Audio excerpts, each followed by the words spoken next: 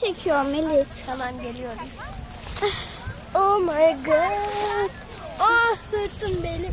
Sırtım benim. Ben şu Artık verebilirsin bana. Ben seni çekeyim. Efendim. Arkadaşlar. Bir şey olmaz. Arkadaşlar Öykü geliyor. Öykü nasıl geleceğim buraya? Biz gidiyoruz. Hadi diye bağırıyor. Daha nereye gideceğiz Şeyma? Allah! Öykü. Dur Öykü'yü al. Bizim geldiğimiz yer bu kadardı. Evet. Evet arkadaşlar. Şuraları da var ama kayboluruz diye. Gitmeyeceğiz. Bir yer değil çünkü. Gitmeyeceğiz. O yüzden geri döneceğiz. Evet arkadaşlar bugün bu kadardı. Kanalımıza abone olmayı, yorum yapmayı, likelamayı unutmayın. Görüşürüz.